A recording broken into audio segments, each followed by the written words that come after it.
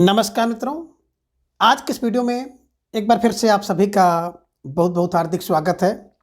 हम आशा करते हैं कि आप सभी स्वस्थ होंगे, मस्त होंगे और पूरी तरह से अपनी तैयारी में व्यस्त होंगे। तो मित्रों, आज के इस वीडियो में हम टीजीटी पीजीटी हिंदी के पाठ्यक्रम पर आधारित 125 महत्वपूर्ण प्रश्नों को व्याख्यात्मक तरीके से हल करेंगे और इसके साथ ही इन्हें ट्रिक की सहायता से याद करने का भी प्रयास करेंगे। तो हम आशा करते हैं कि वीडियो आप सबके लिए बहुत ही महत्वपूर्ण होने वाला है, इसलिए इस वीडियो को आप लोग अंत तक जरूर देखें। चैनल पर नए हैं तो चैनल को सब्सक्राइब कर लें और उसके साथ ही अगर आपको थोड़ा सा भी उचित लगे तो इस वीडियो को अपने जो परिचित लोग हैं उनके पास भी शेयर करें। तो जैसा कि स्क्रीन पर आप देख पा रहे हैं, मॉडल पेपर फर्स्ट हिंदी 2024 और आज की इस प्रश्नोत्तरी का पहला प्रश्न है कि कविता वर्धनी सभा की स्थापना किसने की है। आपको जवाब देना है, विकल्प आपके सामने है। तो अब जो प्रश्नोत्तरी हम लोग करेंगे उस प्रश्नोत्तरी को तेजी के साथ हल करने का प्रयास करेंगे, इसलिए अब मेरे द्वारा विकल्प नहीं पढ़ा जाएगा, सीधा सीधा आपको जवाब देना होगा। और आप सब भाई बहनों का बड़ा सुंदर जवाब आया कि सर विकल्प ये को लॉक किया जाए, तो विकल्प ये Bharatendu Harishchandra is right answer. अब बिल्कुल सही जवाब, बेहद सुंदर तैयारी आप सबकी यहाँ पर दिख रही है। कैसे इसको दिमाग में बैठाया जाए, तो देखिए कविता वर्धनी कहाँ, बोले सर भारत में कविता वर्धनी होती है भारत में। तो भारत फार भारतेंदु हरिश्चंद्र को ध्यान में रखिएगा कि कविता वर्धनी होती है, बोले सर कहाँ, बोले भारत में। भारत फार भारतेंदु हरिश्चंद्र को ध्यान में रखिएगा, स्टार लगाकर इसे अपने नोटबुक में दर्ज कर लीजिएगा। ठीक है, चलिए अब प्रश्न संख्या 2 है कि पूरी अमी की कटोरिया से चिरंजीवी रहो विक्टोरिया रानी पंक्ति किसकी है। आपको जवाब देना है, विकल्प आपके सामने है और आप सबका जवाब भी आ गया कि सर विकल्प ये को लॉक किया जाए, तो विकल्प ये अंबिका दत्त व्यास इज राइट आंसर है ना। बिल्कुल सही जवाब है। जिन भाई बहनों ने विकल्प ये को सुना है सही जवाब है। कैसे इसको दिमाग में बैठाया जाए, तो बिल्कुल एक क्लू बनाइएगा ना, पूरी अमी की कटोरिया, अमी माने अमृत होता है ना, पूरी अमी की कटोरिया कौन है, बोले सर अंबिका। अंबिका माने माता, ध्यान में रखिएगा।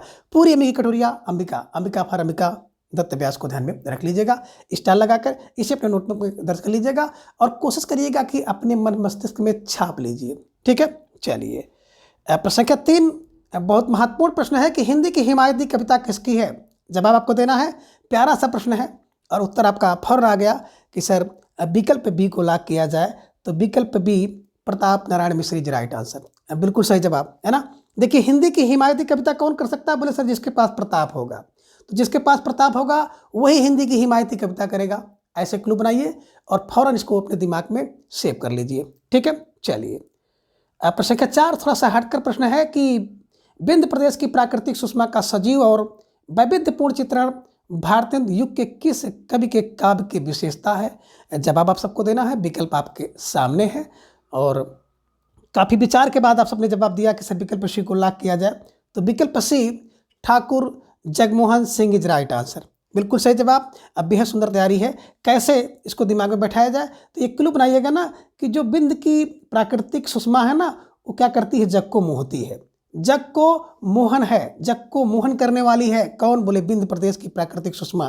तो ऐसे क्लू बनाकर इसको अपने दिमाग में बैठा लेना है। ठीक है, चलिए प्रश्न संख्या 5 है कि नौ भक्तमाल किसकी कृति है। प्यारा सा प्रश्न, आपकी स्क्रीन पर जवाब आपको देना होगा कि नौ भक्तमाल किसकी कृति है। आपका जवाब भी आ गया कि सर विकल्प ए को लॉक किया जाए, राधा चरण गोस्वामी इज राइट आंसर है ना। कैसे दिमाग में बैठाया जाए, देखिए जो नौ भक्त हैं ना, तो नौ भक्त क्या करते हैं, राधा के चरण में गिरते हैं या गोस्वामी के चरण में गिरते हैं। तो ध्यान में रखिएगा कि नौ भक्तमाल राधा चरण गोस्वामी की रचना है, ध्यान में रखिएगा। ठीक है, चलिए प्रश्न संख्या 6 है कि उन्मूलन का विलोम शब्द क्या होगा। अब उन्मूलन शब्द का विलोम शब्द क्या होता है, आपको जवाब देना है और बिल्कुल आप सबका जवाब भी आ गया कि सर विकल्प सी को लॉक किया जाए, रोपण इज राइट आंसर। बिल्कुल सही जवाब, बेहद सुंदर तैयारी। बात कर उन्मूलन, उन्मूलन का मतलब होता है जड़ सहित उखाड़ना, जड़ सहित उखाड़ना, और रोपण का मतलब होता है लगाना। तो बिल्कुल सही जवाब। जिन भाई बहनों ने विकल्प सी को चुना था, निश्चित रूप से आप सबकी तैयारी बहुत सुंदर है और सब बधाई के पात्र हैं। ठीक है, चलिए प्रश्न संख्या 7 है कि मूक का विलोम शब्द क्या है। अब मूक का विलोम शब्द क्या होगा, आपको जवाब देना है और धीरे धीरे ढेर सारे भाई बहनों का जवाब आ गया कि सर विकल्प बी को लॉक किया जाए, विकल्प बी वाचाल इज राइट आंसर है ना। तो मूक का विलोम शब्द वाचाल और वाचाल का जो विलोम शब्द होता है मूक होता है। ये भी आपको ध्यान में रखना होगा। ठीक है, चलिए प्रश्न संख्या 8, सघन का विलोम शब्द क्या होगा, यानी कि सघन का विलोम शब्द क्या है। आपका जवाब आ गया। अक्सर विकल्प ए को लॉक किया जाए तो विकल्प ए बिरल इज राइट आंसर, है ना। सघन का बिरल और बिरल का सघन विलोम शब्द होता है, ये ध्यान में आप रखिएगा। ठीक है, चलिए प्रश्न संख्या 9 आप सबकी स्क्रीन पर है और थोड़ा सा सोच समझ कर आपको जवाब देना होगा। प्रश्न संख्या 9 का द्विवेदी युग के नामकरण के विषय में संगत कथन कौन सा है और थोड़ा सा ध्यान देकर के इस प्रश्न का जवाब आपको देना होगा। प्रश्न संख्या 9 आपकी स्क्रीन पर है और आप सबका जवाब भी आ गया। अक्सर विकल्प डी को लॉक किया जाए, विकल्प डी उपयुक्त सभी इज राइट आंसर, बिल्कुल सही जवाब। देखिए नई काव्य धारा यानी कि द्वितीय उत्थान रामचंद्र शुक्ल ने कहा, द्विवेदी युग बाबू गुलाब राय जी ने कहा, जागरण सुधार काल डॉक्टर नागेंद्र ने कहा है। तो बिल्कुल जो आपने देखा तीनों के तीनों विकल्प सही हैं, इसलिए विकल्प डी इज राइट आंसर। ठीक है, चलिए प्रश्न संख्या 10 है कि निम्न में से किस कवि को रसज्ञ रंजन उपनाम से जाना जाता है। आपको जवाब देना है प्रश्न संख्या 10 का कि किस कवि को रसज्ञ रंजन उपनाम से जाना जाता है और आप सबका जवाब भी आ गया कि सर विकल्प डी को लॉक किया जाए तो विकल्प D Mahavir Prasad Dwivedi is right answer, है ना।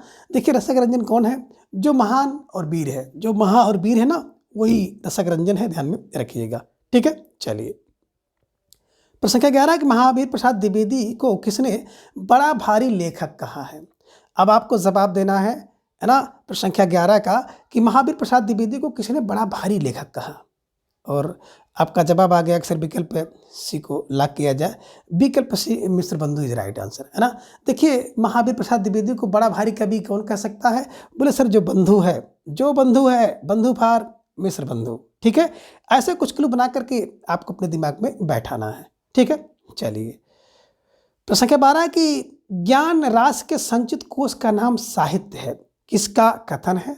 आपको जवाब देना है। प्रश्न संख्या 12 आप सबके स्क्रीन पर है और आप सबका जवाब भी आगे अक्सर विकल्प सी को लॉक किया जाए, Mahavir Prasad Dwivedi is right answer, है ना।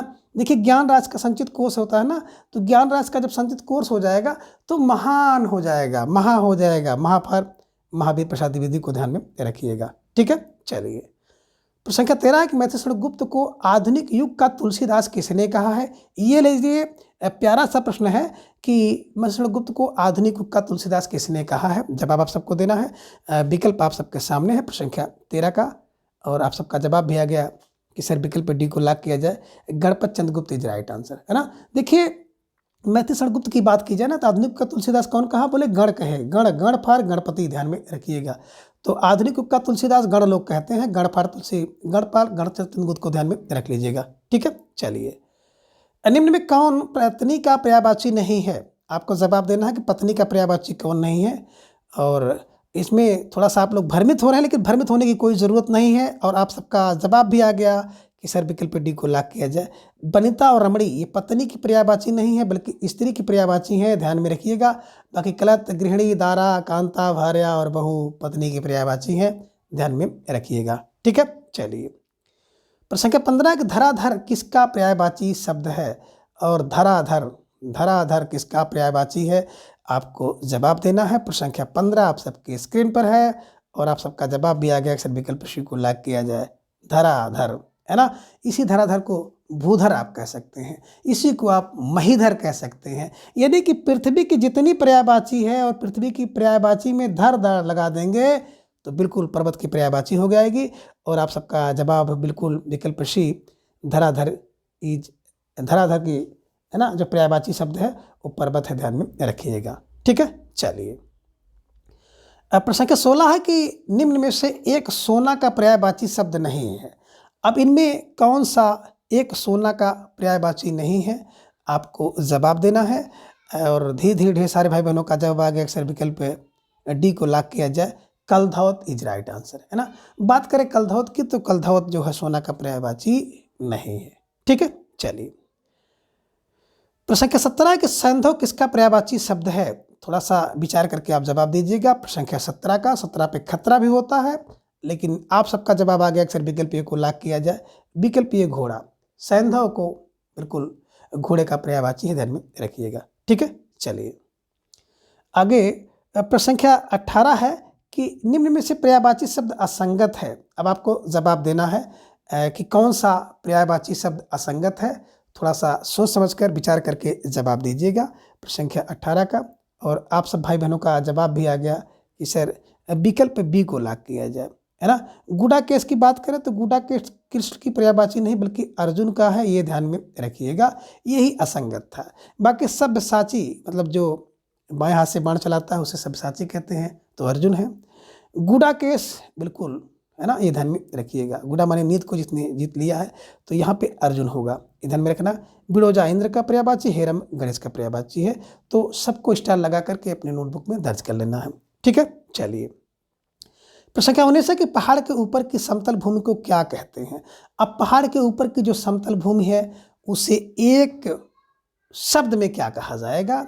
तो धीरे धीरे ढेर सारे भाई बहनों का जवाब आ गया। अक्सर विकल्प डी को लॉक किया जाए, अधिकता इज राइट आंसर, है ना। उपत्यका, उपत्यका मतलब पहाड़ के नीचे की समतल भूमि को उपत्यका कहते हैं। उपकृत माने जिस पर उपकार कर दिया गया हो। उच्छिप्त का मतलब होता है जिसे ऊपर की ओर फेंका गया हो। तो बिल्कुल सही जवाब विकल्प डी। जिन भाई बहनों ने दिया, निश्चित रूप से आप सबकी तैयारी बहुत अच्छी है और आप सबको अपनी तैयारी को इसी तरह से बेहतर बनाते हुए आगे चलते रहना है, ठीक है। चलिए, प्रश्न संख्या 20 है कि जो बहुत कठिनाई से समझ में आता हो उसे क्या कहते हैं, एक शब्दों में। और आपका जवाब भी आ गया। अक्सर विकल्प ए को लॉक किया जाए। जो बहुत कठिनाई समझ में आता है ना उसको कहते हैं दुर्बोध।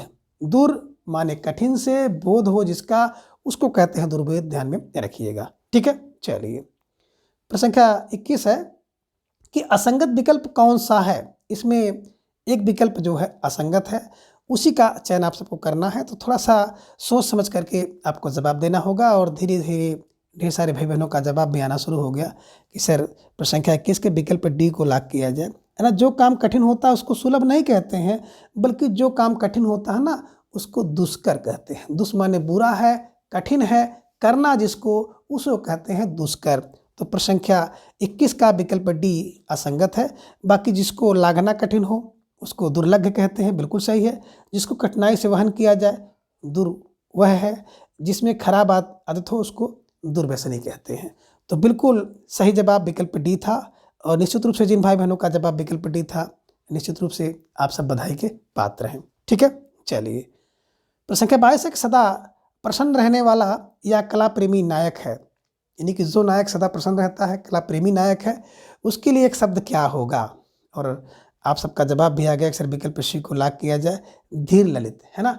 धीर ललित, ध्यान में रखिएगा, धीर भी है और कलाओं से जिसे प्रेम है, तो ऐसे नायक को धीर नायक कहते हैं। धीरोदात्त नायक, है ना। धीरोदात्त नायक मतलब शेर गुणों से युक्त होता है लेकिन उसके अंदर अहंकार होता है, ये ध्यान में आपको रखना होगा, है ना।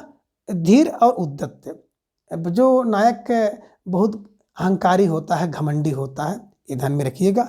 और धीवर एक जात होती है जो मछुआरा टाइप की जात है, यानी कि मछली पकड़ने की जात को धीवर कहते हैं, ठीक है। चलिए, प्रश्न संख्या 23 है कि जो मांस से रहित हो उसके लिए एक शब्द क्या होगा। और आप सबका जवाब भी आ गया कि सर विकल्प बी को लॉक किया जाए, निरामिष, यानी कि निरामिष, ध्यान में रखिएगा। और प्रश्न संख्या 23 के विकल्प बी को हमेशा के लिए आप कंठस्थ कर लीजिए, ठीक है। चलिए, आगे प्रश्न संख्या 24 है कि सभी पात्र और उनके नाटकों के साथ मिलान करना है। तो एक तरफ पात्र देख रहे हैं, दूसरी तरफ उसके नाटक देख रहे हैं, उन्हीं को मिलाना है। अब आपने यहाँ पर देखा कि अंत देवकी, देवसेना और विजया, ये किस नाटक के पात्र हैं। सामने दिया है चंद्रगुप्त। कार्नेलिया कल्याणी और एलिस ध्रुवस्वामिनी, ध्रुवस्वामिनी स्कंदगुप्त और मालविका अलिका सुवासिनी चंद्रगुप्त। तो आपको मिलाना है। यहाँ पर देख रहे होंगे कि चंद्रगुप्त है ना 2 बार आया है, यानी कि चंद्रगुप्त नाटक के ढेर सारे पात्र इसमें हैं। तो आपको जवाब देना है, थोड़ा सा सोच समझ कर जवाब दीजिएगा। और बिल्कुल अगर बात करें ना अंत देव त्योना, है ना, ये सब की बात करते हैं तो स्कंदगुप्त के हैं। बात करेंगे कार्नेलिया कल्याणी तो बिल्कुल चंद्रगुप्त के हैं। ध्रुवस्वामिनी के लिए विकल्प 2 ध्रुवस्वामिनी होगा और मालविका सुवासिनी चंद्रगुप्त के होगा। तो जिन भाई बहनों का जवाब विकल्प ये था, बिल्कुल सही जवाब। बेहद सुंदर तैयारी आप सबकी है। और इस तरह से नाटक और उसके पाठ से संबंधित प्रश्न आपकी विगत परीक्षाओं में पूछा गया है, तो हो सकता है कि आज प्रश्न आपके जो प्रश्न परीक्षा में देखने को मिल जाए, ठीक है। चलिए, प्रश्न संख्या 25 है कि निम्न में प्रेमचंद का नाटक नहीं है। जवाब दीजिए प्रश्न संख्या 25 का, इनमें एक नाटक प्रेमचंद का नहीं है। तो धीरे धीरे ढेर सारे भाई बहनों का जवाब भी आ गया। अक्सर विकल्प सी को लॉक किया जाए, रंगभूमि इज राइट आंसर, है ना। ये प्रेमचंद जी का नाटक नहीं है बल्कि उपन्यास है, ध्यान में रखिएगा। बाकी करबला, संग्राम और प्रेम की बेदी प्रेमचंद जी के बड़े प्रसिद्ध नाटक हैं, ध्यान में रखिएगा। ठीक है, चलिए प्रश्न संख्या 26 है कि राज मुकुट और बरमाला किसका नाटक है। आपको जवाब देना है। अब प्रश्न संख्या 26 आप सबके स्क्रीन पर है, तो आप सबको जवाब देना था और आप सबने जवाब भी दिया कि सर विकल्प सी को लॉक किया जाए, Govind Ballabh Pant is right answer, है ना। देखिए राज मुकुट के लिए बिल्कुल, है ना, बल्लभ चला है और बरमाला के लिए बल्लभ चला है। तो बिल्कुल आपने देखा होगा कि राज मुकुट प्राप्त करने के लिए लोग बल्लभ चलाते हैं, बल्लभ को भाला कहता हूँ, भाला कहा जाता है ना। और बरमाला के लिए भी लोग बल्लभ चलाते हैं, तो बल्लभ फार गोविंद बल्लभ को ध्यान में रख लीजिएगा। ठीक है, चलिए प्रश्न संख्या 27 है कि रक्षाबंधन किसका नाटक है। आपको जवाब देना है और रक्षाबंधन नाम से कहानी भी है। तो आपसे पूछा जा रहा है नाटक किसका है, आपको जवाब देना है। और धीरे धीरे ढेर सारे भाई बहनों का जवाब आ गया। अक्सर विकल्प सी को लॉक किया जाए, तो विकल्प सी हरकृष्ण प्रेमी इज राइट आंसर, है ना। देखिए रक्षाबंधन नाटक की बात की जाए तो हरकृष्ण प्रेमी है, और कहानी की बात की जाएगी ना तो विशंभर नाथ शर्मा कौशिक को ध्यान में रखिएगा, ये बिल्कुल ठीक है। चलिए प्रश्न संख्या 28 है कि अरुण है मधुमय देश हमारा किसका गीत है। आपको जवाब देना है चाणक्य, सुहासिनी, कर्लिनिया, समवेत गान, है ना, 28 का। और धीरे धीरे ढेर सारे भाई बहनों का जवाब आ गया। अक्सर विकल्प सी को लॉक किया जाए, कार्नेलिया इज राइट आंसर। अरुण मधुमय देश है ना, तो बिल्कुल कान से सुनते हैं, तो कान से सुनते हैं, कार्नेलिया ध्यान में रखिएगा। ठीक है, चलिए प्रश्न संख्या 29 है कि हिंदी का प्रथम राजनीतिक नाटक कौन सा है। और आप सबका जवाब भी आ गया कि सर विकल्प बी को लॉक किया जाए, भारत दुर्दशा इज राइट आंसर, है ना। और भारत की दुर्दशा कब हुई, 81 वर्ष में, 81 फर 1881 को ध्यान में रखिएगा। ठीक है, चलिए प्रश्न संख्या 30 है कि हिंदी का प्रथम प्रतीकात्मक नाटक कौन सा है। आपको जवाब देना है। और बिल्कुल जब नाटक की प्रश्नोत्तरी हो रही थी तो मैंने आपको उसका क्लू के साथ बताया था, और आपका जवाब भी आ गया। अक्सर विकल्प को लॉक किया जाए, कामना इज राइट आंसर, है ना। तो बिल्कुल सही है। देखिए हर व्यक्ति एक प्रतीक बनाता है ना, और कामना करता है कि ऐसा हो जाएगा तो ये करेंगे, वैसा हो जाएगा तो वो करेंगे, है ना। तो कामना, प्रतीक क्या है, कामना। ठीक है, चलिए प्रश्न संख्या 31 है कि स्वदेश विदेश यात्रा किसने लिखा है। आपको जवाब देना है। और बड़ा प्यारा सा प्रश्न है, थोड़ा सा नया प्रश्न है, हो सकता है कि आपकी परीक्षा में देखने को मिल जाए कि स्वदेश और विदेश यात्रा किसने लिखा है। तो धीरे धीरे ढेर सारे भाई बहनों का जवाब आ गया। सर विकल्प सी को लॉक किया जाए, संत राम इज राइट आंसर, है ना। 1940 में लिखा गया है, ये भी ध्यान में रखिएगा। देखिए स्वदेश और विदेश कौन जाता है, बोले संत राम, है ना। जो संत होते हैं, राम के संत हैं, तो संत लोग क्या करते हैं, स्वदेश और विदेश हर जगह घूमते हैं, संत राम। और बाबा रामदेव को जान ही रहे हैं, बस ऐसे दिमाग में बैठा लीजिएगा स्वदेश और विदेश की बात, बाबा रामदेव, तो बाबा राम को संत राम कर लीजिएगा। ठीक है, चलिए प्रश्न संख्या 32 है कि हिंदी का प्रथम रेखा चित्र एवं लेखक कौन है। आपको जवाब देना है। और आप सबके लिए बिल्कुल आसान सा प्रश्न रहा कि सर विकल्प बी को लॉक किया जाए, पदम पराग, पदम सिंह शर्मा, है ना। प्रथम रेखा चित्र कौन है, पदम पराग, और इसके लेखक है पदम सिंह शर्मा, ध्यान में रखिएगा। ठीक है, चलिए प्रश्न संख्या 33 है कि रेखा चित्र और सेतुबंध शीर्षक के रेखा चित्र किसने लिखा है। जवाब आप सबको देना। प्रश्न संख्या 33 आप सबके स्क्रीन पर है कि रेखा चित्र और सेतुबंध, और ढेर सारे भाई बहनों का जवाब भी आ गया। सर विकल्प बी को लॉक किया जाए, तो विकल्प B Banarasi Das Chaturvedi is right answer, है ना। देखिए रेखा चित्र और सेतुबंधु कहाँ, बनारसी में, तो बनारसी फार बनारसी दास चतुर्वेदी को ध्यान में रखिएगा। ठीक है, चलिए आगे प्रश्न संख्या 34 है कि समय के पांव किस विधा की रचना है। आपको जवाब देना है। प्रश्न संख्या 34 आप सबके स्क्रीन पर है कि समय के पांव किस विधा की रचना है। धीरे धीरे ढेर सारे भाई बहनों का जवाब आ गया। सर विकल्प डी को लॉक किया जाए, रेखा चित्र है, और किसका है, तो माखनलाल चतुर्वेदी जी का है, ध्यान में रखिएगा, है ना। समय के पांव है भैया ना, माखन खाने के लिए, और माखन खाने के लिए जब किसी जाते थे तो उनके पैरों से चित्र बन जाता था। तो ध्यान में रखिएगा कि समय के पांव एक रेखा चित्र है, किसका है, माखनलाल चतुर्वेदी का है, ध्यान में रखिएगा। ठीक है, चलिए प्रश्न संख्या 35 है कि लाहौर से लखनऊ संस्मरण के लेखक कौन है। आपको जवाब देना है।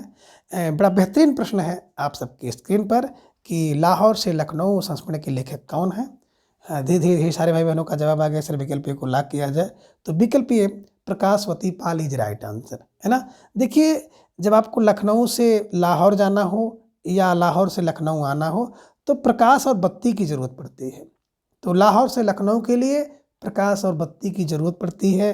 तो प्रकाश और बत्ती माने प्रकाशवती को ध्यान में रख लीजिएगा, ठीक है। चलिए, प्रश्न संख्या 36 है कि चिड़िया रैन बसेरा संस्मरण किसका है। जवाब आपको देना है।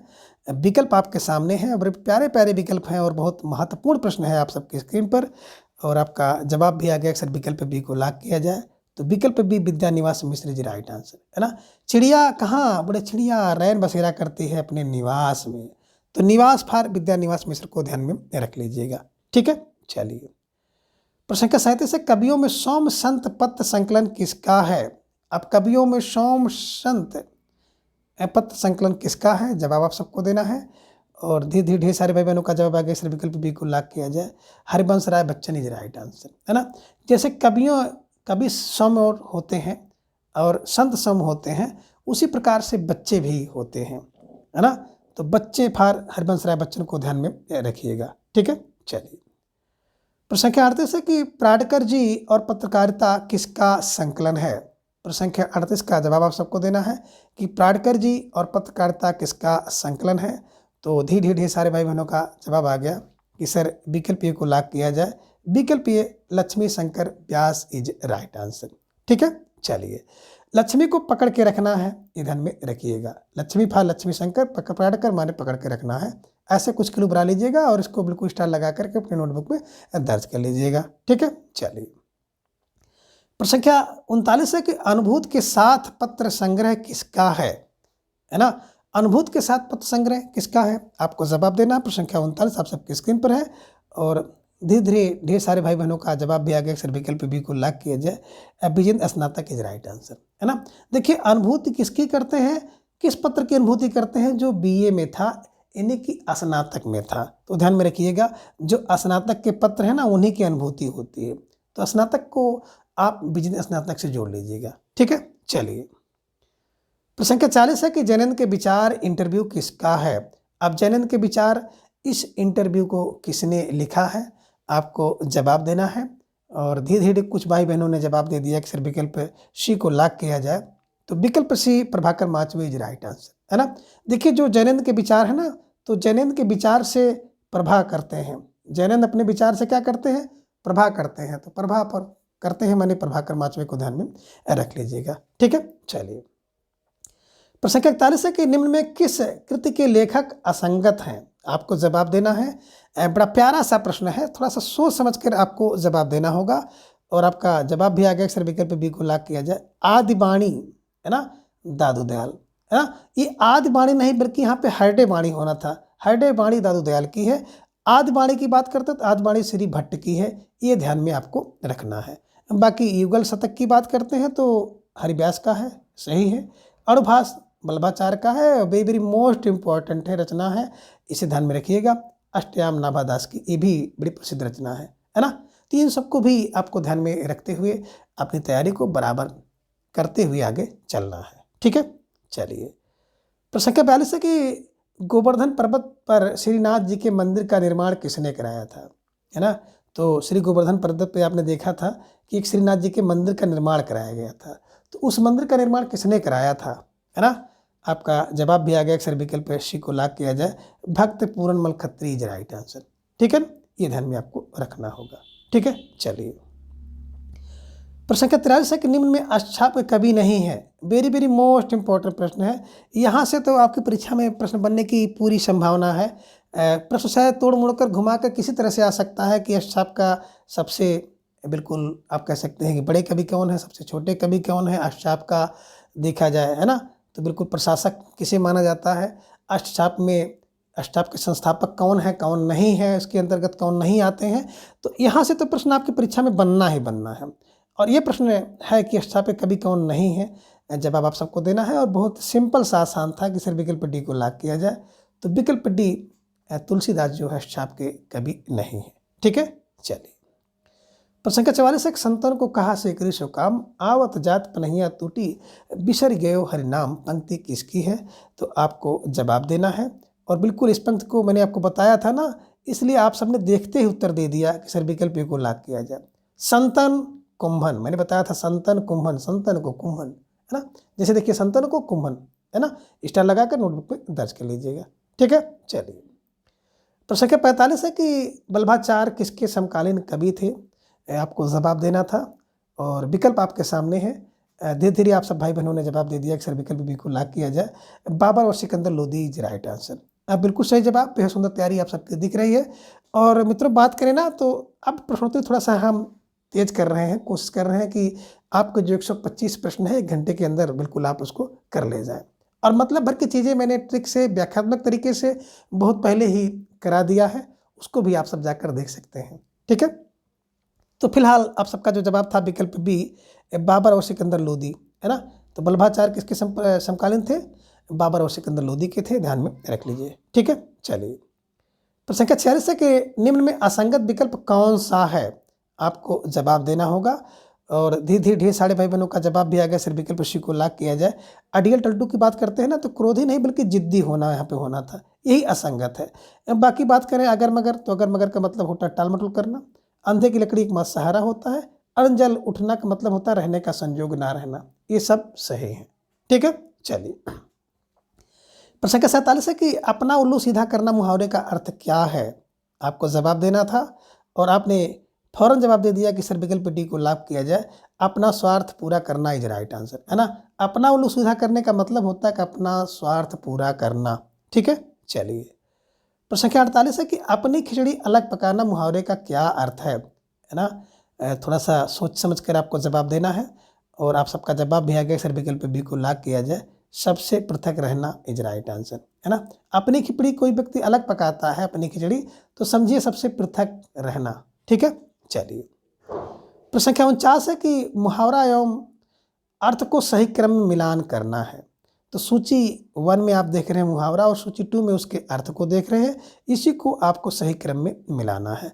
तो आपने सूची 1 में देखा कि आंख मूंदना और सामने है मारा जाना। आंख में खटकना प्रेम पूर्वक स्वागत करना। आंख में धूल झोंकना धोखा या ठग देना। आंख बिछाना अच्छा न लगना। अब इसी को मिलाना है, थोड़ा सा प्रयास करेंगे तो बिल्कुल ये प्रश्न आपसे बन जाएगा। और आपने अगर इस प्रश्न को बना लिया ना तो 4 विकल्प आपके 4 मुहावरे और उसके अर्थ सही होंगे। तो फिलहाल ढेर सारे भाई बहनों का जवाब भी आ गया, सर विकल्प बी को लॉक किया जाए, है ना। देखिए आंख मूंदना माने मर जाना, बिल्कुल सही है। आंख में खटकना माने अच्छा ना लगना, बी का 4 है। सी आंख में धूल झोंकना, जब कोई व्यक्ति धूल होता है ना धोखा देता है, ठगता है, सी का 3। आंखें बिछाना प्रेम पूर्वक स्वागत करना, बिल्कुल सही जवाब। जिन भाई बहनों ने विकल्प बी को चुना था निश्चित रूप से आप सबका जवाब बिल्कुल सही है और आप सब बधाई के पात्र हैं। ठीक है, चलिए। प्रश्न संख्या 50 है कि निम्न में रचना रचनाकार असंगत हैं। अब आपको जवाब देना है कौन सी रचना और उसके रचनाकार असंगत हैं। प्रश्न संख्या 50 का जवाब आप सबको देना है और धीरे धीरे ढेर सारे भाई बहनों का जवाब भी आ गया, सर विकल्प सी को लॉक किया जाए। साहित्य देवता कांत त्रिपाठी का नहीं है, बल्कि मैंने इसको ट्रिक से बताया था कि साहित्य का जो देवता है वो माखन खाता है, तो माखनलाल चतुर्वेदी द्वारा, है ना। जब माखनलाल चतुर्वेदी की रचना है, ध्यान में रखिएगा, यही असंगत था। बाकी भंवरलाल सिंधी की वेदना है, शांति प्रसाद वर्मा का चित्रपट है और रामकुमार वर्मा का हिमास है, ये सब के सब सही हैं। ठीक है, चलिए। प्रश्न संख्या 51 है कि रचनाकार एवं रचना को सही क्रम में मिलान करना है। तो आप देख रहे हैं एक तरफ कथन और दूसरी तरफ उनके द्वारा लिखी गई रचना है, जिनमें विकल्प में देख रहे हैं प्रोफेसर जितेंद्र सूद का भग्नदूत, रघुवीर सिंह का पतझड़ की पीड़ा, वृंदावन में जीवन धूलन के सामने, आगे का हृदय हलोर। अब इसी को सही क्रम में मिलाना है। तो प्रश्न संख्या 51 का जवाब आपको थोड़ा सा सोच समझ कर देना होगा और धीरे धीरे कुछ भाई बहनों ने जवाब दे दिया है सर विकल्प सी को लॉक किया जाए, है ना। देखिए बात करें जितेंद्र सूद का तो पतझड़ की पीड़ा, है ना। रघुवीर सिंह की बात करते हैं ना तो रघुवीर सिंह के द्वारा जीवन धूली, और वृंदावन में जाओगे तो हृदय हिलोर लेने लगता है और दूत भग्नदूत अगेय हैं। तो निश्चित रूप से जिन भाई बहनों का जवाब विकल्प सी था बिल्कुल सही और सटीक जवाब, है ना, निश्चित रूप से आप सब बधाई के पात्र हैं। ठीक है, चलिए। प्रश्न संख्या 52 है कि रंगनाथ दिवाकर का गद्य काव्य कौन सा है। आपको जवाब देना है और आप सब भाई बहनों ने जवाब बड़े तेजी के साथ दे दिया कि सर विकल्प ए को लॉक किया जाए। अंतरात्मा इज राइट आंसर, अंतरात्मा, है ना। रंगनाथ दिवाकर की अंतरात्मा। ठीक है, चलिए। प्रश्न संख्या 53 है कि परमेश्वरी लाल गुप्त का गद्य काव्य कौन सा है। आपको जवाब देना है। प्रश्न संख्या 53 आप सबके स्क्रीन पर है और धीरे धीरे ढेर सारे भाई बहनों का जवाब आ गया। सर विकल्प डी को लॉक किया जाए, है ना। परमेश्वरी लाल गुप्त की बात करते हैं ना तो बंदी की कल्पना, है ना।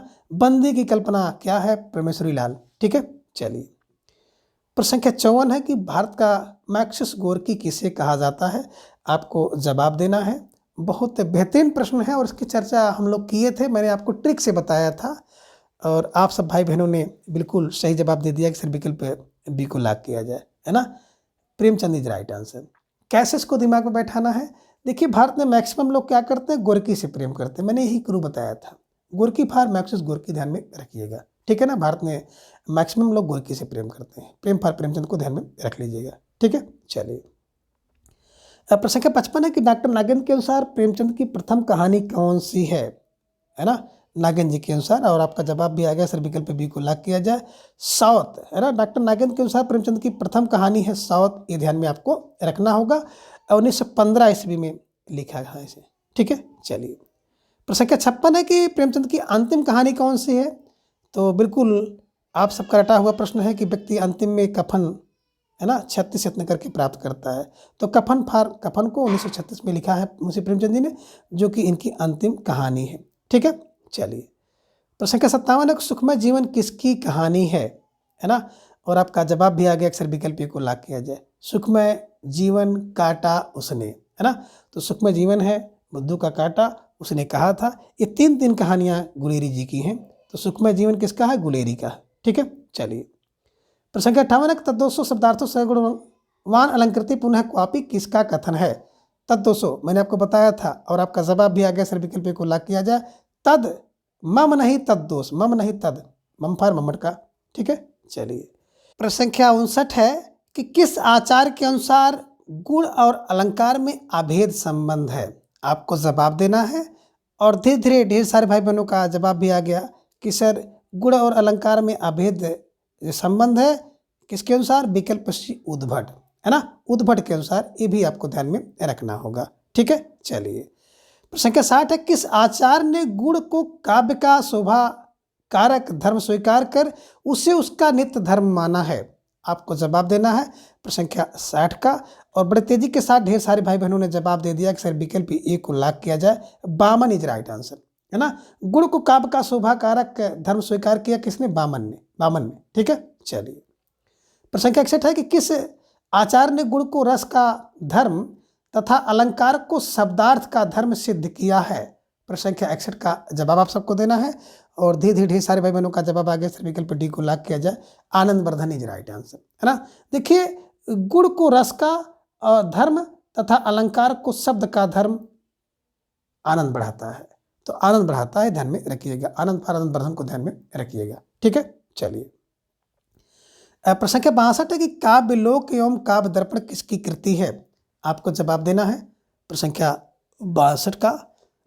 धीरे धीरे ढेर सारे भाई बहनों का जवाब भी आ गया। सर विकल्प सी को लॉक किया जाए, तो विकल्प सी पंडित रामदाहन मिश्र जी राइट आंसर, है ना। देखिए, काव्य लोक और काव्य दर्पण दोनों किसका है? बोले रामदाहन मिश्र का है ना, रामदाहन मिश्र, ठीक है। चलिए, प्रश्न संख्या 63 है कि अलंकार पीयूष के प्रणेता कौन है। जवाब आपको देना है। धीरे धीरे ढेर सारे भाई बहनों का जवाब आ गया। सर विकल्प बी को लॉक किया जाए, रमाशंकर शुक्ल रसाल इज राइट आंसर, है ना। अलंकार पीयूष क्या है? रसाल है, ठीक है। चलिए, प्रश्न संख्या 64 है कन्हैयालाल पोद्दार की कृति है। अब कन्हैयालाल पोद्दार की कृति कौन सी है? तो बताया सर कि विकल्प डी, है ना। बी और सी दोनों इज राइट आंसर, है ना। काव्य कल्पद्रुम और अलंकार मंजरी। और मैंने आपको इसकी ट्रिक यही बताई थी, कन्हैयालाल कहाँ रहते थे, है ना। एक तो द्रुम पे रहते तो दूसरी मंजरी पे रहते थे। तो द्रुम फार काव्य कल्प द्रुम और मंजरी फार अलंकार मंजरी, है ना। कौन रहते थे? कन्हैयालाल, ठीक है। चलिए, प्रश्न संख्या 65 है कि केकी राव की नूपुर धुन सुन जगती जगती की मुख प्यास पंक्ति में कौन सा अलंकार है। आपको जवाब देना है और धीरे धीरे ढेर सारे भाई बहनों का जवाब भी आ गया। अक्सर विकल्प सी को लॉक किया जाए, एमक इज राइट आंसर। यहाँ पे जगती जगती के दो अर्थ हैं। एक जगती का अर्थ है जागना क्रिया और दूसरी जगती का अर्थ है जगती माने पृथ्वी, ठीक है। इसलिए इसमें एमक अलंकार है, ठीक है। चलिए, प्रश्न संख्या 66 है कि जब किसी शब्द के कई अर्थ हो तो वहाँ पर कौन सा अलंकार होता है। आपको जवाब देना है और धीरे धीरे ढेर सारे भाई बहनों का जवाब आ गया सर विकल्प सी को लॉक किया जाए।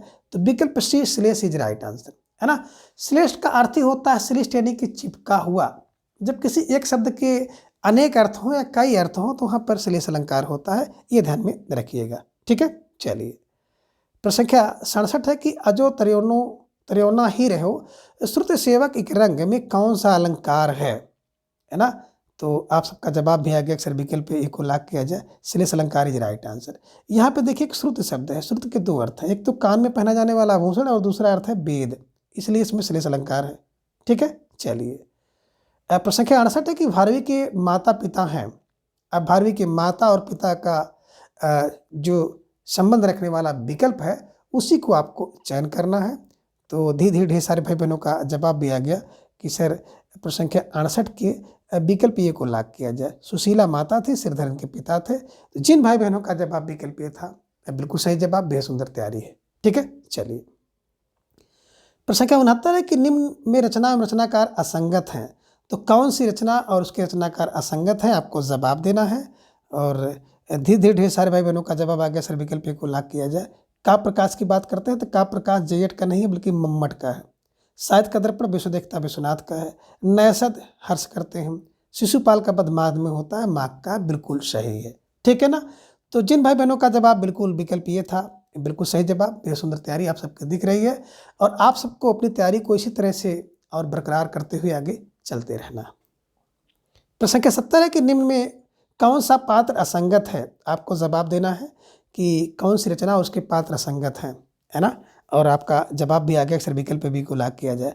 उत्तम रामचरितम की बात करते हैं तो राम सीता लव कुश तो है लेकिन रावण नहीं है, इसलिए प्रश्न संख्या 70 का विकल्प बी इज राइट आंसर। और सही जवाब जिन भाई बहनों ने दिया निश्चित रूप से आप सब बधाई के पात्र हैं। ठीक है ना। बाकी मेघदूत में तो आपने देखा है कि यम यक्ष यम और कुबेर हैं, है ना। चारुदत्त बसंत सेना मैत्री विचकटिक में है। महावीर चरितम में राम लक्ष्मण सीता और दशरथ हैं, है ना। ठीक है, चलिए प्रश्न संख्या 71 है कि निम्न में असंगत कथन कौन सा है। विकल्प ए कह रहे हैं कि ऋतु संहार में 6 अंक है, संगत है। विकल्प बी के अभिज्ञान शकुंतलम में 7 अंक है, ये है। विकल्प सी कह रहे हैं कि शिशुपाल वध में 20 सर्ग हैं ये, या फिर कृतार्जुनीय में 18 सर्ग हैं। तो जिन भाई बहनों का जवाब विकल्प बी था बिल्कुल सही जवाब और बेहद सुंदर तैयारी आप सबकी दिख रही है। अभिज्ञान शकुंतलम की बात करते हैं तो इसमें 6 अंक है, ध्यान में रखिएगा। ठीक है, चलिए प्रश्न संख्या 72 है कि आकथितम चा सूत्र किस विभक्ति से संबंधित है। और आप सब भाई बहनों का जवाब भी आ गया कि आकथितम चा विकल्प ये प्रथमा विभक्ति से संबंधित सूत्र है, ध्यान में रखिएगा। ठीक है, चलिए प्रश्न संख्या 73 है कि असंगत विकल्प कौन सा है, आपको जवाब देना है। और धीरे धीरे ढेर सारे भाई बहनों का जवाब भी आ गया सर विकल्प डी को लॉक किया जाए।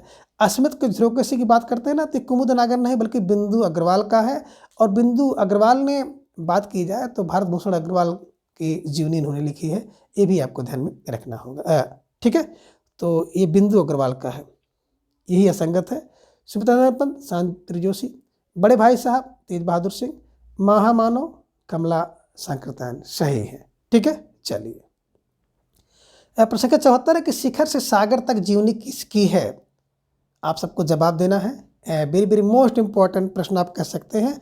और आप सब भाई बहनों का जवाब भी आ गया अक्सर विकल्प को लॉक किया जाए। अगे इज राइट आंसर, है ना। देखिए शिखर से सागर तक का अगे होता है, अगे फॉर अगे की जीवनी है, ध्यान में रख लीजिएगा। प्रश्न संख्या 75 है कि कवियों के उपनाम सुमेलित नहीं है। तो कौन से कवि और उसका उपनाम सुमेलित नहीं है, थोड़ा सा विचार करिएगा, इसके बाद इसका जवाब दीजिएगा। तो धीरे धीरे ढेर सारे भाई बहनों का जवाब आ गया सर विकल्प डी को लॉक किया जाए। महादेव वर्मा की बात करते हैं तो आधुनिक युग की झांसी की रानी नहीं बल्कि इन्हें आधुनिक युग का मीरा कहा जाता है, ध्यान में रखिएगा। बाकी जयशंकर प्रसाद जी की बात करते हैं तो कलाधर और झारखंडी इनका नाम। सूर्यकांत त्रिपाठी ने अलग सूर्य कुमार और स्मितानंद पंत का मूल नाम गोसाई दत्त था, ये ध्यान में आपको रखना है। ठीक है, चलिए प्रश्न संख्या 76 है कि छायावाद की रचनाओं के विषय में सही कथन है ना। तो आपको जवाब देना है। और धीरे धीरे ढेर सारे भाई बहनों का जवाब आ गया सर विकल्प डी को लॉक किया जाए। उपयुक्त सभी राइट आंसर। छायावाद नामवर सिंह ने लिखा, छायावाद युग शंभुनाथ ने लिखा, छायावाद का पतन देवराज ने लिखा। मैंने आपको बताया था कि वाद तो नाम से चलता है, युग शंभु के नाम से चलता है और पतन जो होता है देवराज का होता है, देवराज का। ठीक है, तो ये सब ध्यान में रखना है आपको, है ना। प्रश्न संख्या 77 है कि निम्न रचना एवं रचना काल असंगत हैं। तो इनमें कौन सी रचना उसकी रचना काल असंगत है, जवाब आपको देना है। और धीरे धीरे ढेर सारे भाई बहनों का जवाब भी आ गया, सर विकल्प सी को लाख किया जाए, है ना। कामायनी की बात करें तो 1915 में नहीं, बल्कि मैंने आपको बताया था कामायनी कामना करती कि भगवान 3-5 ना हो, इन्हीं की 1935 में लिखी गई है। 15 इसमें सर्ग हैं, ये ध्यान में आपको रखना है, ठीक है। चलिए अब प्रश्न संख्या 78, कवि एवं जन्म स्थान असंगत है, आपको जवाब देना है। वेरी वेरी मोस्ट इंपॉर्टेंट प्रश्न है, खासतौर से कभी कभी कवियों के जन्म स्थान और मृत्यु स्थान को लेकर भी परीक्षा में प्रश्न पूछ लिया जाता है। तो आप सबका जवाब भी आ गया, अक्सर विकल्प डी को लाख किया जाए, है ना। महादेव वर्मा की बात करते हैं तो इलाहाबाद नहीं, बल्कि इनका जन्म फारुखाबाद में हुआ था, ठीक है ना। बाकी विकल्प में प्रसाद जी का जन्म काशी में सही है, निराला का महिषादल मेदिनीपुर में हुआ, ये भी सही है, और पंत का कौसानी अल्मोड़ा में, ये भी सही है, ठीक है ना। तो जिन भाई बहनों का जवाब विकल्प डी था, बिल्कुल सही जवाब, है ना। और बेहद सुंदर तैयारी आप सबकी दिख रही है। प्रश्न संख्या 79 है कि निराला के विषय में असंगत कथन कौन सा है। तो थोड़ा सा आपको दिमाग लगा के प्रश्न का जवाब देना होगा, और धीरे धीरे ढेर सारे भाई बहनों का जवाब भी आ गया कि सर विकल्प बी को लाख किया जाए। माता की बात करें तो इनकी माता मुन्नी देवी नहीं है, बल्कि इनकी माता का नाम मनोहरा देवी था, ये आपको ध्यान में रखना होगा। तो जिन भाई बहनों का जवाब विकल्प बी था, बिल्कुल सही जवाब, और निश्चित रूप से आप सब बधाई के पात्र हैं। प्रश्न संख्या 80 है कि छायावाद की निरुक्त मूलक व्याख्या किसने किया है। ये लीजिए, प्यारा सा प्रश्न है, देखने में छोटे लगे घाव करे गंभीर वाला प्रश्न है, और आपका जवाब बहुत बेहतरीन आ गया कि सर विकल्प ए को लाख किया जाए, प्रसाद इज राइट आंसर, है ना। तो छायावाद की जो निरुक्त मूलक व्याख्या किसने की है, प्रसाद जी ने की है, ठीक है। चलिए प्रश्न संख्या 81, बड़ी सुंदर पंक्ति है, कई बार परीक्षा में पूछी गई है, खासतौर से नेट JRF की परीक्षा में कई बार परीक्षा में प्रश्न पूछा गया कि कई दिनों तक चूल्हा रोया, चक्की रही उदास, कई दिनों तक कानी कुतिया सोई, उसके पास पंक्ति किसकी है। अब कानी कुतिया है तो किसके पास सोएगी, आपका जवाब भी आ गया कि सर विकल्प सी को लाख किया जाए, नागार्जुन इज राइट आंसर, है ना। कई दिनों तक चूल्हा चक्की उदास रही, किसकी, बोले नागार्जुन की। तो नागार्जुन जी को ध्यान में रखिएगा, और इस प्रश्न को ऐसे ही दिमाग में बैठा लीजिएगा, ठीक है। चलिए प्रश्न संख्या 82 है कि निम्न में से किस कवि को केन कवि कहा जाता है। अब केन का कवि कौन है, आपको जवाब देना है। बड़ा बेहतरीन प्रश्न है, और वेरी वेरी मोस्ट इंपॉर्टेंट प्रश्न है, परीक्षा में पूछे जाने की प्रबल संभावना रखता है। तो आप सबका जवाब भी आ गया, अक्सर विकल्प सी को लाख किया जाए, Kedarnath Agrawal is right answer, है ना। केदारनाथ, केन का कवि केदारनाथ, केन का कवि केदारनाथ अग्रवाल, ठीक है। चलिए प्रश्न संख्या 83 है कि त्रिलोचन को किस कृति पर साहित्य अकादमी पुरस्कार मिला है, जवाब दीजिए।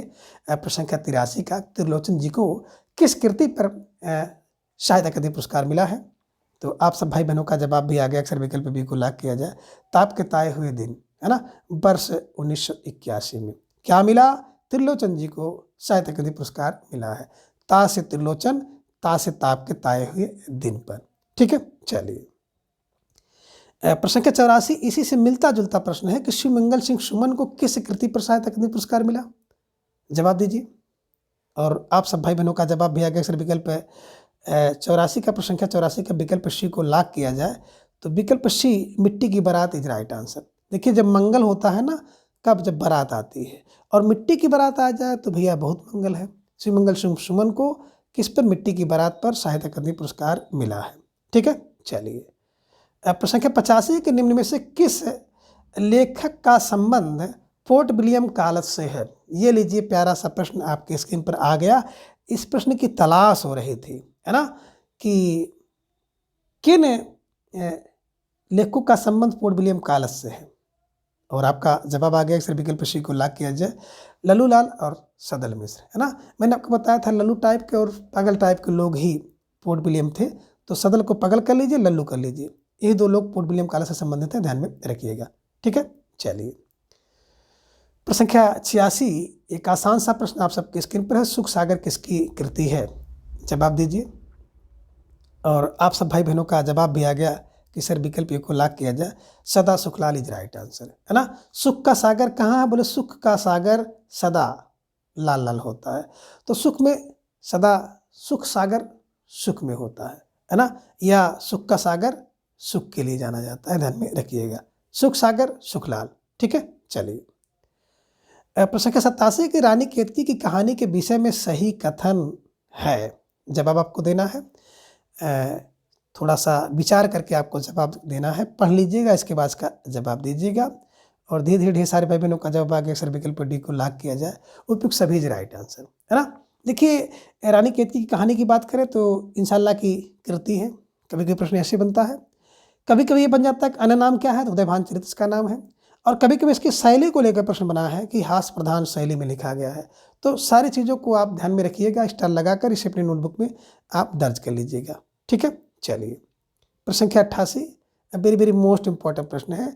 और अभी हाल ही में कोई परीक्षा हुई तो उसमें ये प्रश्न पूछा गया था कि उर्दू का यामिनी किसे कहा जाता है। आपको जवाब देना है और आप सब भाई बहनों का जवाब आ गया। अक्सर विकल्प सी को लॉक किया जाए, लल्लू लाल, है ना। देखिए, जो उर्दू का यामिनी होता है ना, वो लल्लू होता है। तो लल्लू फा लल्लू लाल को ध्यान में रख लीजिएगा, ठीक है। चलिए, प्रश्न संख्या 89 है कि संस्कृत प्रेस कहाँ है। जवाब आपको देना है, प्यारा सा प्रश्न है आपकी स्क्रीन पर। और आप सब भाई बहनों का जवाब भी आ गया। सर विकल्प बी को लॉक किया जाए, Agra is right answer. Sanskrit का प्रेस आगरा में, ठीक है। चलिए, प्रश्न संख्या 90 कि पोर्ट विलियम कॉलेज की स्थापना किसने किया था। आपको जवाब देना है और धीरे धीरे ढेर सारे भाई बहनों का जवाब आ गया। सर विकल्प ए को लॉक किया जाए, तो विकल्प ये मार्क्विस विलिजली इज राइट आंसर, है ना। देखिए, मार्क्विस विलिजली ने पोर्ट विलियम कॉलेज की स्थापना किया था, ध्यान में रखिएगा, ठीक है। प्रश्न संख्या 91 है कि एक डिक्शनरी आप इंग्लिश एंड हिंदुस्तानी किसकी रचना है। ये डिक्शनरी आप इंग्लिश एंड हिंदुस्तानी किसकी रचना है, आपको जवाब देना था। और धीरे धीरे ढेर सारे भाई बहनों का जवाब आ गया कि सर विकल्प बी को लॉक किया जाए, Gill Christ is right answer, है ना। एक डिक्शनरी आप इंग्लिश किसकी उसके पास है, बोले गिल क्राइस्ट के, गिल क्राइस्ट, ठीक है। चलिए, प्रश्न संख्या 92 कि बाइबिल का हिंदी में अनुवाद किसने किया। अब बाइबिल का अनुवाद किसने किया, आपका जवाब भी आ गया। सर विकल्प ए को लॉक किया जाए, विलियम कैरे ने। बाइबिल करे, विलियम कैरे, विलियम कैरे, ध्यान में रखिएगा कि बाइबिल का अनुवाद किसने करा, बोले सर विलियम कैरे ने किया, ठीक है। चलिए, प्रश्न संख्या 93 कि निम्न में किस विद्वान की भाषा असंगत है। तो थोड़ा सा सोच समझ के आपको जवाब देना होगा। प्रश्न संख्या 93 आप सबकी स्क्रीन पर है कि किस विद्वान की भाषा असंगत है। प्रश्न संख्या 93 आप सबकी स्क्रीन पर है।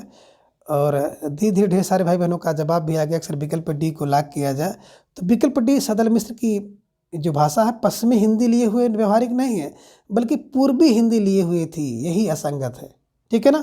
तो जिन भाई बहनों का जवाब विकल्प डी था, बिल्कुल सही जवाब, बेहद सुंदर तैयारी आप सबकी दिख रही है। बात करें मुंशी सदा सुखलाल की भाषा, तो संस्कृत, मुंशी संस्कृत जान ही रहे हैं, है ना, संस्कृत मिश्री भाषा या शिष्ट बोलचाल की भाषा है। इंशाअल्लाह खां की भाषा चटकीली मटकीली मुहावरेदार है। लल्लू लाल की भाषा की बात करते हैं, किशोरोपासक व्यासों से बजरंजित खड़ी बोली, है ना। तो ये ध्यान में आपको रखना है। प्रश्न संख्या 94 है कि उदंत मार्तंड के संपादक कौन हैं। ये लीजिए, प्यारा सा प्रश्न है। और आप सब भाई बहनों का जवाब भी आ गया। सर विकल्प सी को लॉक किया जाए, जुगल किशोर, है ना, पंडित Jugal Kishore is right answer, ठीक है। चलिए, प्रश्न संख्या 95 है कि हिंदी का प्रथम दैनिक समाचार पत्र कौन सा है। अब जवाब आपको देना है और धीरे धीरे ढेर सारे भाई बहनों का जवाब भी आ गया कि सर विकल्प बी को लॉक किया जाए, तो विकल्प बी समाचार सुधा वर्षण इज राइट आंसर, ठीक है। चलिए, प्रश्न संख्या 96 कि बनारस अखबार के विरोध में तारा मोहन मिश्र ने कौन सी पत्रिका का प्रकाशन किया था, है ना। तो बनारस अखबार के विरोध में कौन सी पत्रिका का प्रकाशन हुआ, आप सब भाई बहनों का जवाब भी आ गया। अक्सर विकल्प बी को लॉक किया जाए, सुधाकर पत्रिका का, है ना, ठीक है। चलिए, प्रश्न संख्या 97 है कि कैलेंडर का आखिरी पन्ना किसका नाटक है। जवाब दीजिए, प्रश्न संख्या 97 का। और धीरे धीरे ढेर सारे भाई बहनों का जवाब आ गया। अक्सर विकल्प डी को लॉक किया जाए, doctor Ram Kumar Verma is right answer, है ना। कैलेंडर का आखिरी पन्ना राम कुमार वर्मा, ठीक है। चलिए, प्रश्न संख्या 98 कथा कही एक जले पेड़ ने नाटक किसका है। अब कथा कही एक जले पेड़ ने, ये नाटक किसका है, तो थोड़ा सा जवाब आपको देना है, सोच समझ कर दीजिएगा। और धीरे धीरे ढेर सारे भाई बहनों का जवाब भी आ गया कि सर विकल्प सी को लॉक किया जाए, स्वदेश दीपक और भानु भारती, है ना। कथा कही एक जले पेड़ ने अपने देश की, स्वदेश की, स्वदेश फार स्वदेश दीपक को ध्यान में रखिएगा और भानु भारती को, ठीक है। चलिए, प्रश्न संख्या 99 काल कोठरी और जलता हुआ रथ किसका नाटक है। थोड़ा सा विचार करके आपको जवाब देना होगा। और आप सबका जवाब भी आ गया, अक्सर विकल्प सी को लॉक किया जाए। स्वदेश दीपक इज राइट आंसर, है ना। काल कोठरी स्वदेश दीपक की, जलता हुआ रथ स्वदेश दीपक का, ध्यान में रखिएगा। ठीक है, चलिए। अब प्रश्न संख्या 100 है कि कुंती का परिताप और पृथ्वी का स्वर्ग नाटक किसका है। जवाब आपको देना है। प्रश्न संख्या 100 आप सबके स्क्रीन पर है और धीरे धीरे ढेर सारे भाई बहनों का जवाब भी आ गया। अक्सर विकल्प बी को लॉक किया जाए तो विकल्प B Ram Kumar Verma is right answer, है ना। कुंती का प्रताप और स्वर्ग का पृथ्वी का स्वर्ग दोनों राम के कुमार जानते हैं, तो राम के कुमार फा राम कुमार वर्मा को ध्यान में रखिएगा। ठीक है, चलिए। प्रश्न संख्या 101 है कि हंसने वाली लड़कियां किसका नाटक है। अब प्रश्न संख्या 101 का जवाब आपको देना है और धीरे धीरे ढेर सारे भाई बहनों का जवाब भी आ गया। अक्सर विकल्प ए को लॉक किया जाए, Lakshmi Narayan Lal is right answer, है ना। देखिए, जो हंसने वाली लड़कियां कौन होती हैं, जिनके पास लक्ष्मी होती है। तो ऐसे कुछ क्लू बना लीजिएगा कि हंसने वाली लड़कियां लक्ष्मी नारायण लाल। ठीक है, चलिए। प्रश्न संख्या 102 है कि ग्वालियर की बोली है, यानी कि ग्वालियर की कौन सी बोली है, ग्वालियर में कौन सी बोली बोली जाती है। जवाब आप सबको देना है। प्रश्न संख्या 102 आप सबके स्क्रीन पर है और धीरे धीरे ढेर सारे भाई बहनों का जवाब भी आ गया। अक्सर विकल्प ए को लॉक किया जाए तो विकल्प ए बुंदेली इज राइट आंसर। ठीक है, चलिए। प्रश्न संख्या 103 है कि भाषा की लघुत्तम स्वतंत्र एवं सार्थक इकाई को क्या कहते हैं। तो ऐसी लघुत्तम इकाई जिसका कुछ अर्थ होता हो। जवाब दीजिए प्रश्न संख्या 103 का और धीरे धीरे ढेर सारे भाई बहनों का जवाब भी आ गया। सर विकल्प सी को लॉक किया जाए तो विकल्प सी शब्द इज राइट आंसर, है ना। देखिए, बड़ भाषा की सबसे छोटी लिखित इकाई है, ये ध्यान में रखिएगा। वाक्य, बिल्कुल, बात कर ध्वनि मौखिक इकाई सबसे छोटी, शब्द सार्थक है और वाक्य की बात करते हैं तो भाव, है ना। भाव के दृष्टि से भाषा की सबसे छोटी इकाई वाक्य है। ठीक है, तो जिन भाई बहनों का जवाब विकल्प सही था, बिल्कुल सही जवाब। अब बेहद सुंदर तैयारी आप सबके यहाँ पर दिख रही है। ठीक है, चलिए। अब प्रश्न संख्या 104 है कि नागरी लिपि के सुधार समिति के संयोजक कौन थे। जवाब दीजिए प्रश्न संख्या 104 का। तो धीरे धीरे ढेर सारे भाई बहनों का जवाब भी आ गया। सर विकल्प को लॉक किया जाए, काका कालेलकर इज राइट आंसर, है ना। देखिए, जो नागरी लिपि के सुधार के संयोजक कौन थे, बोले काका थे। काका फरका कालेलकर को ध्यान में रखिएगा। ठीक है, चलिए। अब प्रश्न संख्या 105 है कि अवतरण शब्द में कौन सा उपसर्ग है और ढेर सारे भाई बहनों का जवाब आ गया। सर विकल्प सी को लॉक किया जाए, आ उपसर्ग इज राइट आंसर। ठीक है, चलिए। प्रश्न संख्या 106 है कि शुद्ध शब्द कौन सा है। थोड़ा सा सोच समझ कर जवाब आपको देना है कि शुद्ध शब्द कौन सा है और धीरे धीरे ढेर सारे भाई बहनों का जवाब भी आ गया। सर विकल्प ए को लॉक किया जाए तो विकल्प ए तादाद में इज राइट आंसर। जिन भाई बहनों का जवाब विकल्प ए है, बिल्कुल सही जवाब। बेहद सुंदर तैयारी आप सबकी यहाँ पर दिख रही है। प्रश्न संख्या 107 है कि निम्न में संबोधन सूचक चिन्ह है। अब संबोधन सूचक चिन्ह कौन सा है, तो ढेर सारे भाई बहनों का जवाब आ गया। सर विकल्प बी को लॉक किया जाए, विकल्प बी ये देखेंगे संबोधन सूचक चिन्ह है, ध्यान में रखिएगा। ठीक है, चलिए। अब प्रश्न संख्या 108 है कि निम्न में बादल का पर्यायवाची शब्द नहीं है। अब बादल का पर्यायवाची शब्द कौन सा इसमें नहीं है, जवाब आपको देना है और धीरे धीरे ढेर सारे भाई बहनों का जवाब आ गया। सर विकल्प सी को लॉक किया जाए। देखिए, वारिधि, है ना। वारिधि माने वारी को धारण करता है जो, यानी कि समुद्र, ध्यान में रखिएगा। समुद्र के पर्यायवाची है। जलद, नीरद और मेघ ये बादल के पर्यायवाची हैं। ठीक है, चलिए। प्रश्न संख्या 109 है कि जंगम का विलोम शब्द है। अब जंगम का विलोम शब्द क्या होता है, आपको जवाब देना है। तो थोड़ा सा सोच समझ के विचार करके जवाब दीजिएगा प्रश्न संख्या 109 का। तो धीरे धीरे ढेर सारे भाई बहनों का जवाब आ गया। सर विकल्प बी को लॉक किया जाए तो विकल्प बी अस्थावर इज राइट आंसर। जंगम का विलोम शब्द अस्थावर और अस्थावर का विलोम शब्द जंगम होता है। ठीक है, चलिए। अब प्रश्न संख्या 110 है कि अथ शब्द का विलोम शब्द होगा। जवाब दीजिए और धीरे धीरे ढेर सारे भाई बहनों का जवाब आ गया। सर विकल्प को लॉक किया जाए, अथ का इति और इति का अथ, ये ध्यान में रखिएगा। ठीक है, चलिए। प्रश्न संख्या 111 है कि अन्न को पचाने वाली अग्नि को क्या कहते हैं।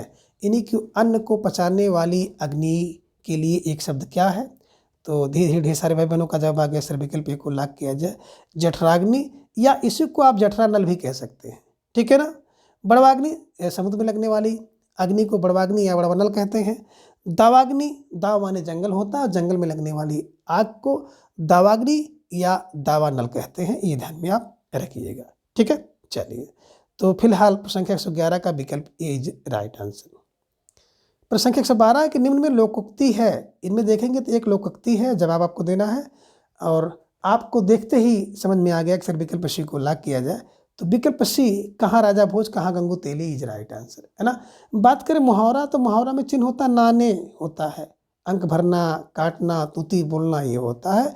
और जो लोकोक्ति होते हैं, तो लोकोक्ति में कोई ना कोई कहानी छुपी होती है ना। जैसे कहाँ राजा भोज कहाँ गंगू तेली की बात करें तो इसमें एक छोटी सी कहानी छुपी हुई है। ठीक है, चलिए। अब प्रश्न संख्या 113 कि फूंक फूंक कर कदम रखना मुहावरे का अर्थ है, जवाब दीजिए। और ढेर सारे भाई बहनों का जवाब भी फौरन आ गया, अक्सर विकल्प डी को लॉक किया जाए, सोच विचार का काम करना इज राइट आंसर। ठीक है, चलिए। प्रश्न संख्या 114 है कि निम्न में कौन सी रचना भारवी की है। ये लीजिए, प्यारा सा प्रश्न आपकी स्क्रीन पर आ गया कि इनमें कौन सी रचना भारव की है। और मैंने आपको बताया था किरात भारवी होता है। किरात भारवी होता है कि जिन भाई बहनों का जवाब विकल्प बी था कृतार्जुनियम, बिल्कुल सही जवाब, बेहद सुंदर तैयारी आप सबके यहाँ पर दिख रही है। ठीक है, चलिए। प्रश्न संख्या 115 है कि निम्न में असंगत कथन कौन सा है ना। जवाब दीजिए प्रश्न संख्या 115 का, और थोड़ा सा पढ़कर सोच समझ कर उत्तर देना होगा आपको। और आप सब भाई बहनों का जवाब भी आ गया, सर विकल्प डी को लॉक किया जाए।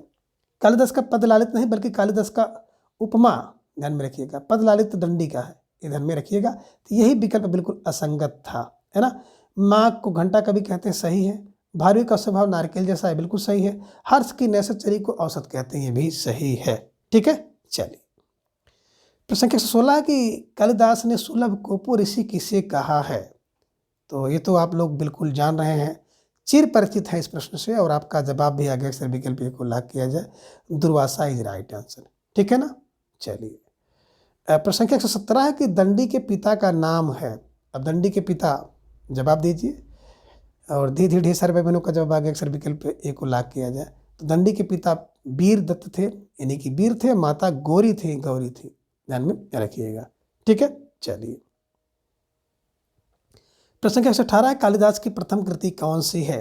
बिल्कुल आप सब भाई बहनों का जवाब भी आ गया कि सर विकल्प बी को लॉक किया जाए, ऋतु संहार इज राइट आंसर, है ना। कालिदास की पहली कृति है ऋतु संहार।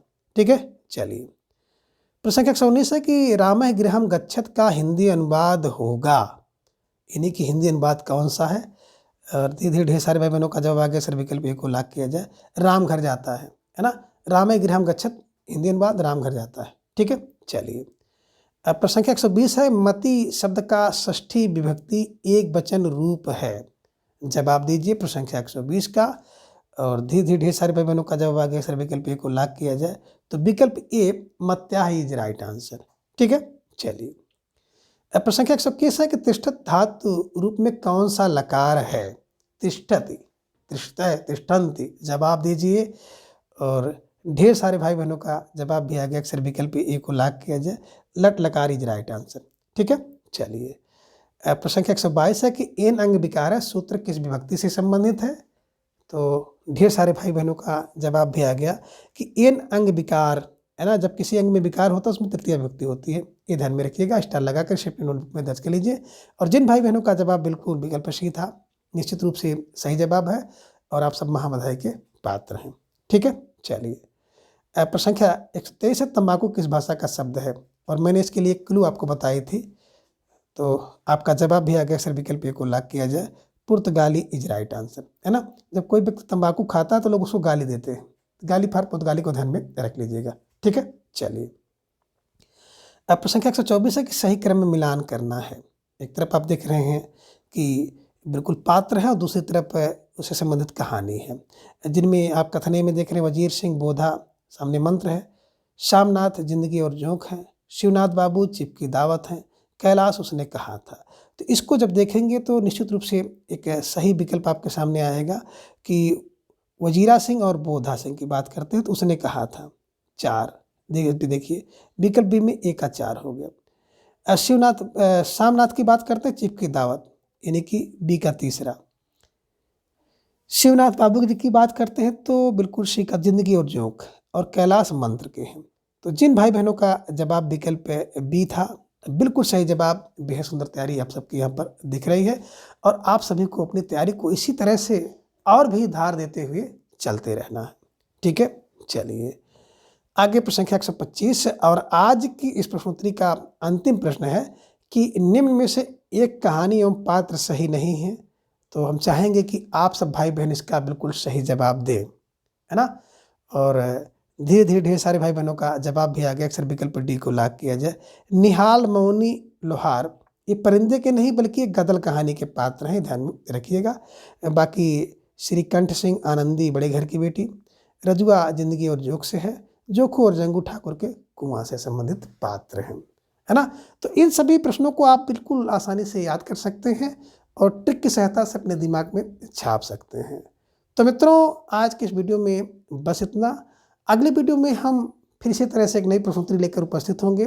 तब तक के लिए आप सभी अपना बेहद ख्याल रखें और अपना अधिक से अधिक समय अपनी तैयारी पर लगाएं। अपना प्रेम, स्नेह, विश्वास इस तरह से चैनल पर बनाए रखें। धन्यवाद, नमस्कार, बाय बाय।